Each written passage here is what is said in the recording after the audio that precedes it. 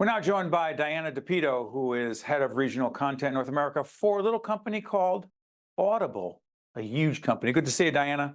You too, Steve. Thanks for having me. Do this. All about audiobooks, right? Audiobooks, podcasts, Audible originals, whatever you want to listen to, spoken word, we've got it. And so let's go right to it. I'm obsessed. I was just talking to our team behind the scenes. I'm obsessed, old school, which basically means old. So books, mark them up, dog-eared, things in the columns. How the heck do I do that on an audiobook? My colleague, Mary Gamba, who runs our company, audiobook. Yeah. I'm out of the loop on this, am I not? I mean, you should be catching on to the trends. All the cool kids are doing it. The young people are listening. I'm All listening. Kids should be doing it. Good. It's, it's been a growing trend. It's something we've been doing at Audible since 1997, though, right? Helping people fit more books into their life, finding different ways to get more stories in. And it's such a powerful format, a powerful medium. So we're so excited that more people can be listening and hope you'll join them. I will. I promise I'll do that. My wife's big on audiobooks too. Question. Yes. COVID's impact on Audible's work, particularly with the books, the audiobooks. Yeah. I mean, what a time for all of us. The first impact for us was shifting our recording studios, our in-house production, and those teams to remote studios, helping narrators set up studios in their own homes so they could still work and work from there. And for people who'd been listening when they were commuting, they had to find new times in the day to listen. So they were sitting around with their families doing puzzles and they were listening together. They were going on longer walks with the dog and they were listening during that time. So it really became more about shifting the use cases and the times when people were listening. And frankly, a little bit more that they wanted to listen to those escapist fiction genres, right? More romance, more sci-fi and fantasy, less nonfiction, less news during that time. The question of literacy. We've done a lot of programming around the subject of literacy. To what degree do you believe that audiobooks promote literacy as opposed to not helping? Oh, they definitely help for reluctant readers or people who are learning, hearing the words pronounced. There are countless studies that show how it drives comprehension, helps improve vocabulary. And there's also studies that show how much listening and stories, especially fiction, can even help improve empathy and really expose people to cultures or others that they might not be experiencing in their everyday lives. But on the literacy front, really just having more words, hearing more words. Again, countless studies that show how helpful it is. So tell me where this, I don't like quoting statistics or studies unless I know where they come from, but I'm going to wind up doing that anyway. You probably know this.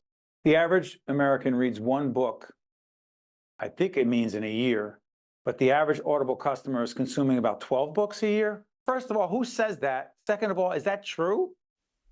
So my understanding is that there are not a lot. We have to have a source. Yes. Go ahead. But my understanding, not a lot of readers out there, not a lot of volume when the average American is reading. I'm less concerned about that. I'm more excited about the average Audible customer who is consuming so many stories, so many hours of listening, and really finding that it enriches their life. Either whether it's that escapist fiction or whether it's the business book that helps you land that next interview or skills to help improve on the job. It's, 12 books a year average. And hold on one second. Talk to me about comprehension. Talk to me about whatever research studies that are anecdotal. Yeah. Or anecdotal that, I mean, to me, again, I'm obsessing over the way I consume information. That retention, I'm thinking it can't be the same if you're not reading it. Not true. It's not true. And I think maybe you haven't had the right listening experience yet. And that's sort of what I think about critics who think listening doesn't count. I'm just asking questions. Go ahead. Fair. But for the critics who do question if listening counts or not, I think it's important to have the right experience, and sometimes that takes a few different tries. I recommend listening to a book you already love and you get to experience it in a new way, and think about how the performance just brings such a new angle to it. We have what we call the Audible essentials, right? These performances that have just stood the test of time and, are really incredible. And I think when people find that special listening experience that really helps them understand how intimate, how powerful the experience can be, it can be life-changing. Before I let you go, I remember 20 years ago, one of my first books, I hate when people say my first book, but I wrote a book called Speak from the Heart, and Simon & Schuster was the publisher, and they insisted I do it.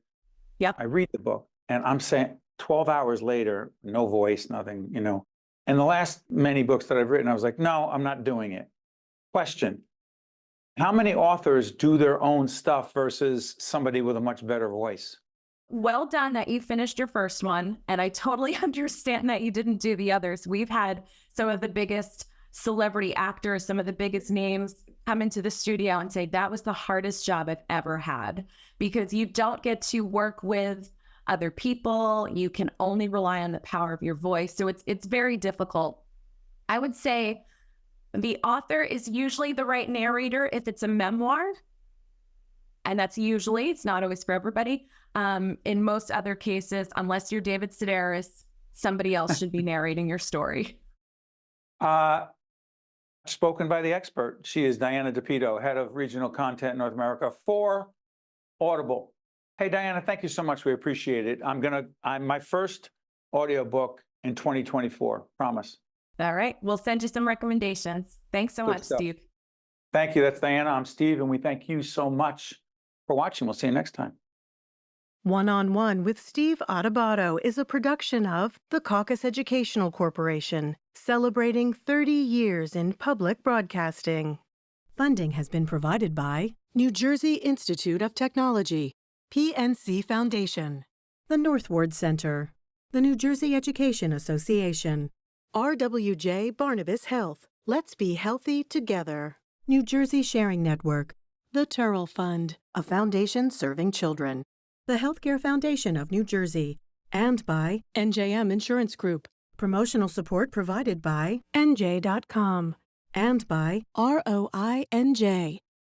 I'm very grateful that I'm still here. That's me and my donor when we went to celebrate our first anniversary. With a new kidney, I have strength. They gave me a new lease on life. I'm still going everywhere and exploring new places. Nobody thought I was going to be here. Nobody. And I look forward to getting older with my wife. That's possible now. We're transforming lives through innovative kidney treatments, living donor programs, and world-renowned care at 2 of New Jersey's premier hospitals. They gave me my normal life back. It's a blessing. RWJ Barnabas Health. Let's be healthy together.